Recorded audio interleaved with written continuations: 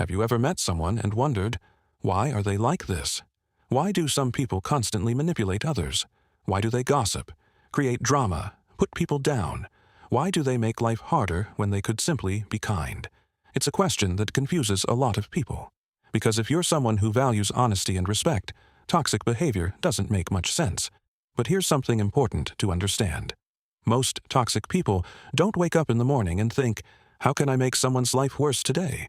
In fact, many toxic people don't even see themselves as toxic. And that's where things get interesting, because toxic behavior is often a symptom, not the root problem. Let's start with insecurity. One of the most common traits behind toxic behavior is a fragile sense of self. Confident people generally don't need to constantly prove they are better than everyone else. They don't need to humiliate others. They don't need to win every argument, because they already feel secure. Insecure people are different. Every success around them feels threatening. Every confident person feels like competition. Every achievement becomes a reminder of something they think they're lacking. So instead of building themselves up, they try to pull others down. It's easier. The second reason is control. Some people feel safe when they are in control. Control of conversations, control of relationships, control of emotions, control of situations. And when they feel that control slipping away, they panic. This is why toxic people often react badly to boundaries. The moment you say no, the moment you stop tolerating bad behavior, their personality seems to change.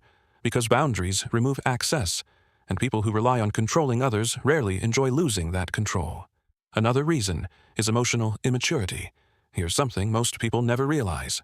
Growing older and growing emotionally are not the same thing. Some people reach 40, 50, even 60 years old, while still handling emotions like children. They blame, they gossip, they throw emotional tantrums, they refuse accountability, because they never learned healthier ways of dealing with frustration, disappointment, or rejection. Then there's envy. And envy is a powerful emotion. Because envy doesn't just want what someone else has. Envy often wants the other person to not have it either. That's why some people secretly celebrate your failures. Why they become distant when you succeed. Why they suddenly find flaws in your achievements. Your growth forces them to compare. And comparison can be painful for people who are unhappy with themselves. Another uncomfortable truth is that some people learn toxic behavior because it worked. Think about that. Maybe manipulation helped them get attention. Maybe guilt helped them control people. Maybe aggression helped them get their way. Maybe playing the victim protected them from consequences. Human beings repeat behaviors that produce results, even unhealthy ones, which means some toxic habits survive because they are rewarded. Now, here's the important part. Not every toxic person is a villain. Some are deeply wounded. Some grew up in chaotic homes. Some experienced neglect. Some learned unhealthy relationship patterns from the people around them. The problem is that pain does not automatically create wisdom.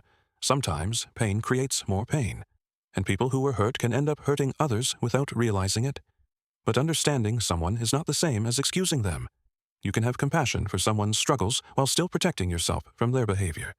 That's an important distinction, because many people stay in unhealthy relationships believing they need to fix the toxic person. They become therapists, rescuers, caretakers. Meanwhile, their own mental health suffers. The truth is that you cannot change someone who doesn't want to change. Self-awareness cannot be forced. Growth cannot be forced. Accountability cannot be forced. A person has to choose those things for themselves. And finally, the biggest misconception about toxic people is that they are always unhappy. Some are, some aren't. Toxicity is not always obvious. That's why it can be so dangerous, because sometimes the most damaging people are also the most charming. So why do some people choose to be toxic when they could be nice? Often, they aren't consciously choosing toxicity. They're choosing insecurity over confidence, control over trust, ego over accountability, comfort over growth.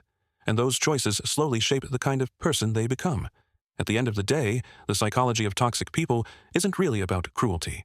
It's about fear. Fear of being insignificant, losing control, and rejection. And perhaps that's the greatest lesson of all.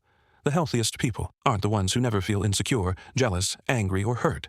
They're the ones who take responsibility for those feelings instead of making everyone else